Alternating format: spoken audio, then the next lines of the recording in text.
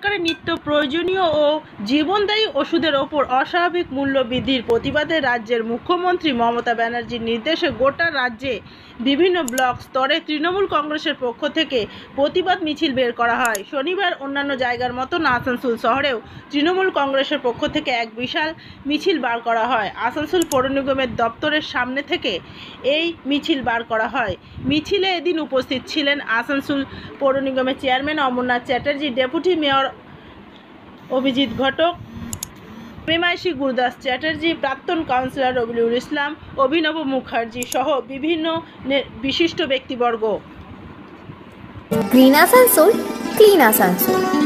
যেদিন জানতে পারলাম যে এই ওষুধ, জীবনদায়ী ওষুধগুলোর দাম মোদী সরকার বাড়িয়ে দিয়েছে, কত বুড়ো বুড়ি কান্নায় ভেঙে পড়লো যে আমাদের এইটুকু মাত্র পেনশন, এই পেনশনে আমরা কোনো রকমে ওষুধ এবং খাবার খেয়ে বেঁচে থাকি। এইভাবে যদি জিনিসপত্রের দাম বাড়তে থাকে তাহলে আমাদের মরণ ছাড়া আর কোনো গতি নেই। তাই এই তুগলকি সরকার যেভাবে মানুষের উপর একটার পর একটা খামখেয়ালিপনা, মোহাম্মদ বিরুদ্ধের আচরণ করছেন, তার প্রতিবাদে আমাদের নেত্রী গর্জে উঠেছেন এবং সাধারণ মানুষ যাতে তারা সঠিক দামে ওষুধপত্র পায় তার ব্যবস্থার জন্য বিভিন্ন ব্লক ওয়ার্ডে ওয়ার্ডে এই কর্মসূচির আয়োজন করা হয়েছে। তাই আমাদের মধ্যে উপস্থিত আছেন রবিউল ইসলাম, আমাদের বর্ষিয়ার নেতা।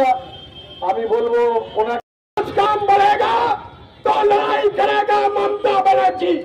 अगर हिंदुस्तान में पेट्रोल का दाम बढ़ेगा तो लड़ाई करेगा ममता बनर्जी।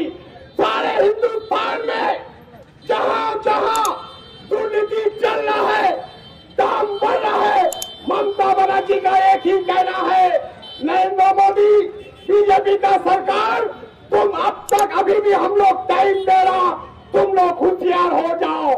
किस तरीका से सारे हिंदुस्तान में मोदी सरकार ने अपना मनमानी का राजनीति कर रहा, अपना मनमानी का गंदा पॉलिटिक्स कर रहा, इसका खिलाफ में ममता बनर्जी लड़ाई कर रहे, अभिषेक बनर्जी लड़ाई कर रहे हैं।